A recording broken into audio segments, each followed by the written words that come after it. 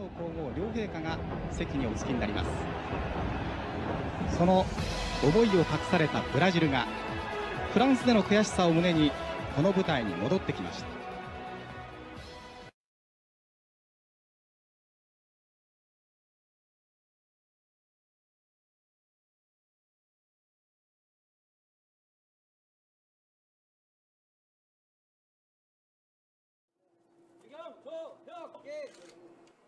President Lee Myung-bak, he made a surprise visit to the Tokto Islands, and this is unprecedented as it is the first time that any Korean president has made this trip to Tokto. This was protested strongly by Japan, and there are some effects. Former President Lee Myung-bak has been arrested on a litany of corruption charges. The court approved his arrest warrant late Thursday night, saying the charges against him were clear and that there was a risk the ex-president would destroy evidence. Shortly after the arrest warrant was issued, the disgraced former leader posted a handwritten message on social media.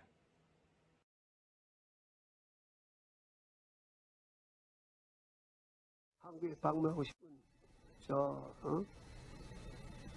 독립운동가 돌아가신 그가 찾아가서 진심으로 사과를 하고 이렇게 하면 좋겠다 이거예요. 常年のなんとかというような単語を見つけて、それを使おうとするのなら来る必要もないとも語りました。さらに、日本がやった加害者行為は、たとえ許せても忘れはしないと述べています。この発言について韓国メディアは、日本に対して強硬なメッセージを出したと報じています。謝罪しろと言っただけではなくてですね、ひざまずいて、両足を縛って謝れというふうに言ってるんですね。それで、韓国の大統領府は、わざとそれを消してですね、それで、謝罪しろという言葉で直したんです。それで韓国の新聞が書いて心配したぐらい、こんなひどいことを書いて大統領は言っていいのかっていうことを韓国の新聞も書いたぐらい、それだけひどい発言をしてるんです。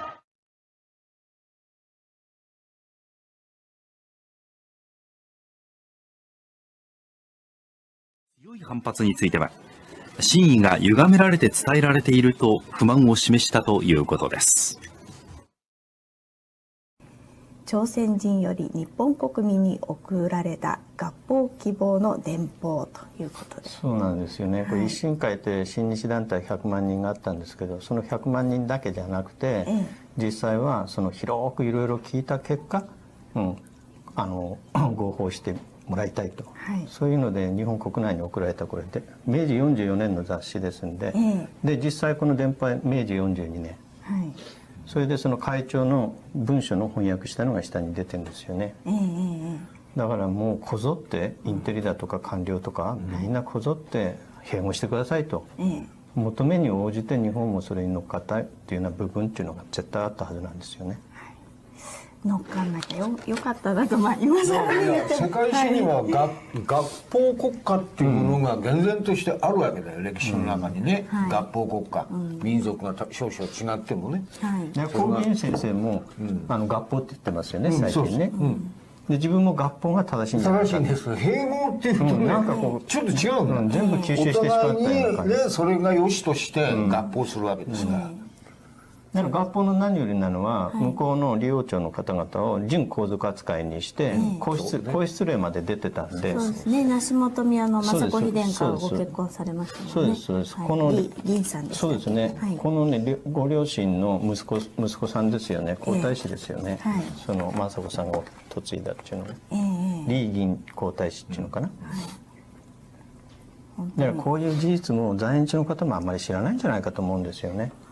植民地だったらこんなことあるわけじゃないんだからね、そもそも。だから王家は潰してないですから全然。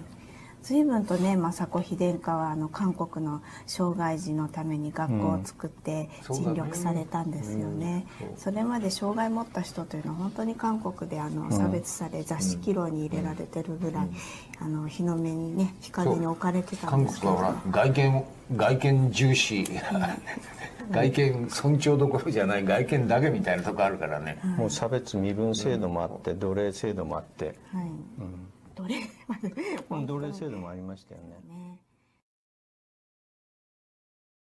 이 조선의 입장에서 생각한 이란 합병의 문제에 대해 살펴보도록 하겠습니다.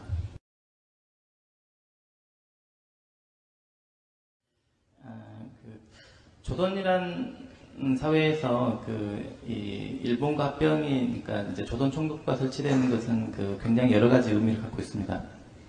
근데 일본도 사실은 이 다른 민족을 완전히 일본과 동화시키려는 목적으로 통치해 본 것은 이 조선이 처음이었다는 것입니다. 그런데 조선에서는 옛날부터 중화 사상이 있어서 일본을 중국보다 상당히 업신여기는 분위기가 있었습니다. 즉 조선시대의 일본의 외라는 나라의 이미지라는 것은 야만족으로서 우리가 가르치고 교화시켜야 될 야만인들, 이런 이미지가 강했습니다. 그렇기 때문에 그런 일본의 통치를 받게 됐다는 것은 조선 입장에서는 굉장히 이 자존심의 문제가 큰 측면이 있습니다. 그렇지만 사실은 그런 자존심이라는 것은 근거가 없는 것이었다고 생각을 합니다. 한국인들은 일본이 옛날부터 작은 선나라였다, 이렇게 생각하고 있는데 사실은 그렇지가 않다는 것입니다. 지금은 조선반도에 비해서 일본이 인구가 2배도 채 안 되지만은 옛날에 조선시대 때는 되게 10배 정도의 인구가 있었습니다. 그러니까 조선은 사실은 일본 입장에서 보면은 대등한 나라는 아니고 근데 또 일개현보다는 좀 더 큰 그런 정도의 지역이 아닌가 생각이 듭니다.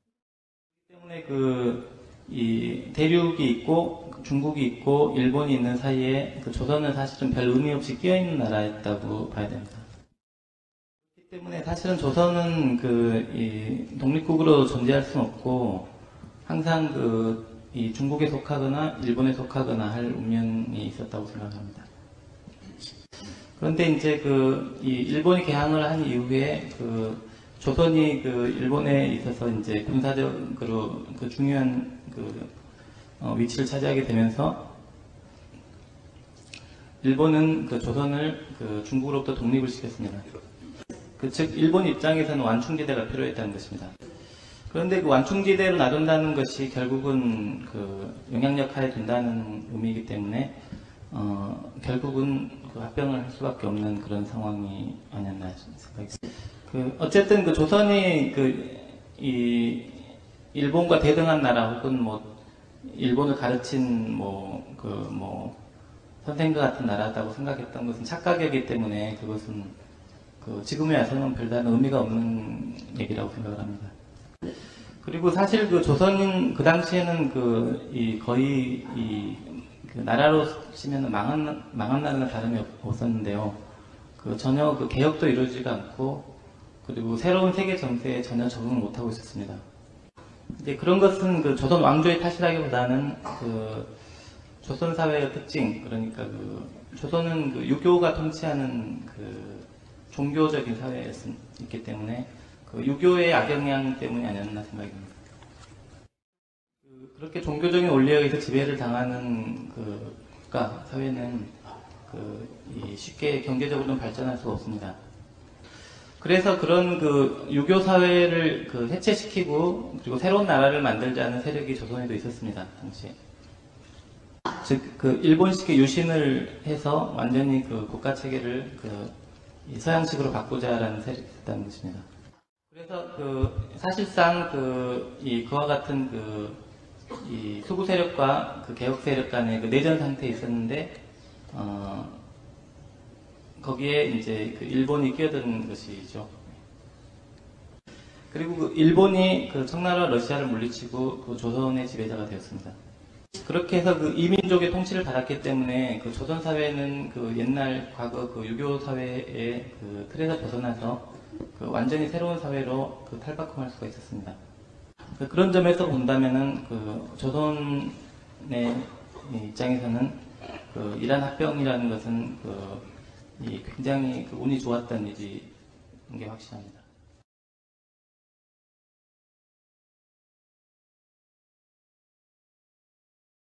일본 축구대표팀의 새 유니폼에 이 우길기 모양의 디자인이 포함된 한일전이 열린 어제 잠실 종합운동장. 역사를 잊은 민족에게 미래는 없다는 대형 걸개가 펴졌고 이어 안중근 의사와 이순신 장군의 얼굴도 내걸렸습니다.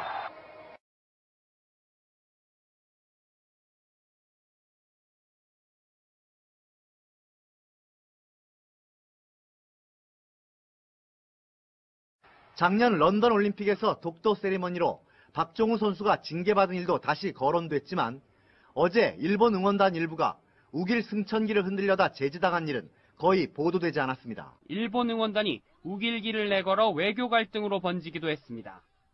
일본 스스로도 잘 알고 있지 않나. 韓国のサポーターが巨大な横断幕を掲げたことについて、韓国のサッカー協会は、日本のサポーターが旧日本軍が軍の旗として使っていた旭日旗を振ったことが発端だと主張する文書を東アジアサッカー連盟に送りました。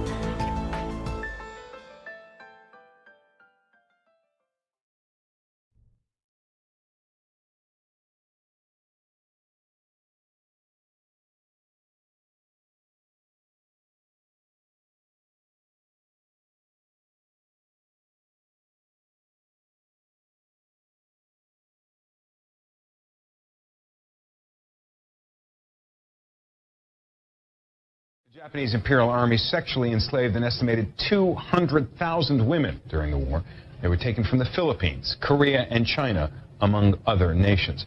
Critics have repeatedly blasted the Prime Minister's handling of Japan's wartime history, straining relations in the region. He made reference to past apologies, but he didn't offer a new one. Why would anyone have been expecting that? Why wouldn't he have just flatly apologized one more time? Well, here's the question, here's the challenge inside Japan about this question of apology. I think the Japanese people feel that their government has apologized a lot. There have been repeated statements on the 10th anniversary, starting with Mr. Murayama, the Prime Minister, for the 50th anniversary in 1995. Then again 10 years later, the Prime Minister Koizumi, and now Mr. Abe. But the regional relationships that Japan has with South Korea and China in particular are not improving. And I think many Japanese feel that 70 years after the war, 2 or 3 generations of Japanese later, they worry that this apology diplomacy is really undermining Japan's geopolitical status. On the other hand, though, you still have some unresolved issues. And very clearly in your opening piece, you saw the comfort women or the issue of sexual slavery in Asia. And the Japanese and South Koreans in particular are having a very hard time coming to terms with how to embrace and how to reach out to these women who are still alive. And yet the Prime Minister speaks about them with euphemisms, which is still hard for me to understand. Well, the word comfort women is not a very comfortable one for anybody other than those who want to go back into the documents of the middle of the 20th century. This is, in today's language, was a systemic coercion of women for the military brothels of the Imperial Army. It was what we call today human trafficking. And I think that's a language that you're starting to see the Japanese government embrace. It's a 21st century language for this phenomenon.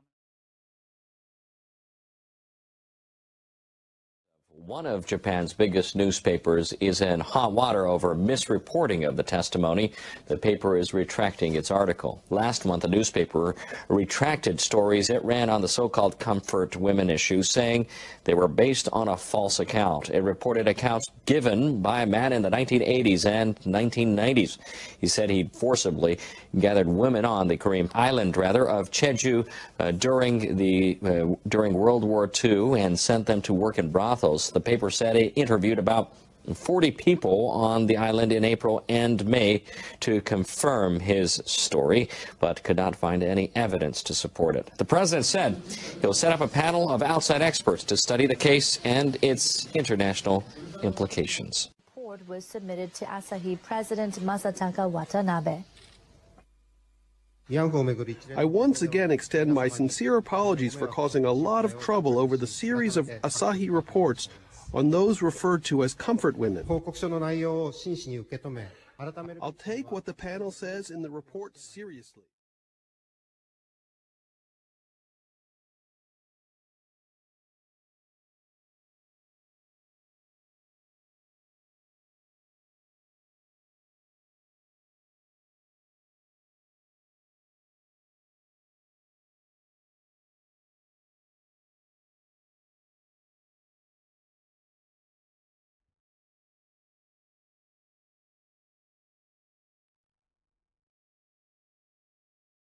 My name's Russ Lowe, and I'm with Education for Social Justice Foundation. And we are developing curriculum to teach the history of the comfort women sexual slavery that happened during the war in the Pacific. Dianne Feinstein and a Chinese spy, the unsuspecting mole who got a front row seat to the senator's dealings for 2 decades. Was Feinstein's driver for 20 years. This is a guy named Russell Lowe, L-E-W-E. He's a Chinese American who was her office manager for 20 years, so he's not a low-level guy. Did you say office manager? He was office manager in San Francisco, so he was higher up. He was meeting with ambassadors. He was, attending high-profile events. He was not a gopher. He was not just a mere driver, as Feinstein characterized him.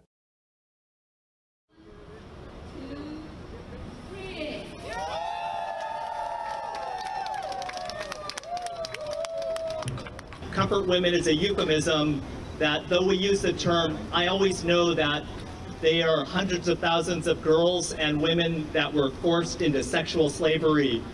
History, facts that we don't teach in this country. For those reasons, this memorial, this effort, this movement, and the voices and the message that Al Hamani, the grandmothers, the victims of sexual slavery, it's important that their voices be heard and we amplify them. Using women during wartime and sex slavery is a human rights crime. So it is because of the grandmas that we have that law now in effect.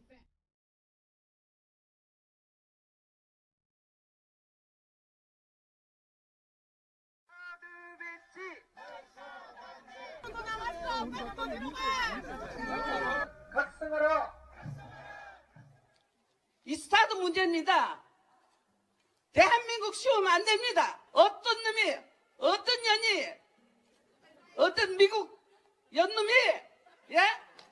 어떤 미국 연놈이, 예? 사드, 택도 없는 소리 하지 마라. 그래서 우리 문제의 해결을 하도록 하고 평화로운 우리 대한민국이 되도록 합시다, 여러분.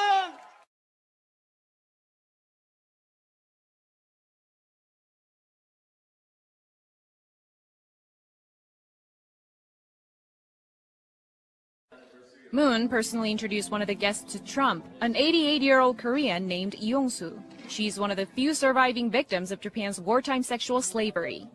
And among traditional and fusion delicacies served during the 4-course meal, a grilled prawn said to have been caught in waters off the nation's easternmost island of Dokdo.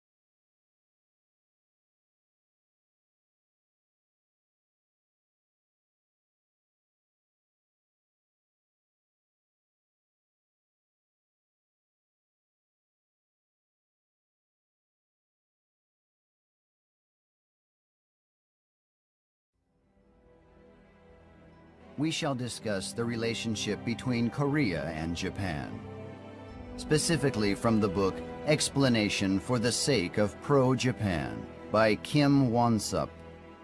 We shall investigate conditions related to Japan's annexation of the Korean Peninsula.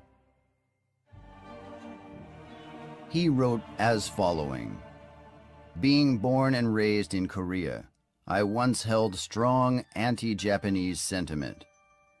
I hated Japan and refused to study the Japanese language. Furthermore, I felt disgusted when seeing a Korean citizen speaking Japanese. However, my feelings toward Japan would undergo a great change. Upon traveling overseas, I was surprised at how refined Japanese people actually are. Indeed, I learned that Japanese possess many outstanding traits when compared with Koreans. I became capable of considering the position of Korea and Japan in international society through a more objective perspective. Gradually, I escaped from the warped and biased historical awareness concerning the opening of the Korean Peninsula and Japanese governance. I feel that I now have a balanced historical awareness. A warped and incorrect historical notion has formed the basis for calculated creation of anti-Japan sentiment. From childhood, at school, at home, and in society, Korean citizens learn a history which has been fabricated using a variety of methods. As a result, normal Korean citizens are instilled with a false historical notion regarding the period of the Governor General of Korea. They believe that Koreans lived as slaves of the Japanese, exploited, killed, and driven out of their homeland. I ardently hope to correct this distorted historical notion of Koreans, no matter what it takes. Ever since the Japanese-Russo War ended in 1905, rather than being considered as a colony, the Korean Peninsula was prevalently viewed by Japan as an extension of the Japanese nation itself. At the time, during the governing of the Korean Peninsula and Taiwan, local residents generally received the same treatment as Japanese citizens. Indeed, it is believed that the Japanese government engaged in unprecedented treatment, such as heavier investment in these areas than in the Japanese mainland. The Korean Peninsula achieved significant growth while under Japanese governance. During a period of slightly more than 30 years, the population increased from less than 10 million to about 25 million, while the average lifespan lengthened from 24 years to 45 years. In a short time period, the undeveloped agricultural society of the Korean Peninsula transformed into a modern capitalistic society. Respected instructors from Japan were stationed on the peninsula to educate Korean citizens. Furthermore, an enormous amount of capital flowed into the area from the Japanese government, and there was construction of various infrastructures. In actuality, the days of Japanese colonization was a period of industrial revolution for the Korean Peninsula. There is no doubt that Korean people felt happiness at experiencing cultural enlightenment like never before. During this period, the Korean Peninsula was not a colony of Japan. It was part of Japan.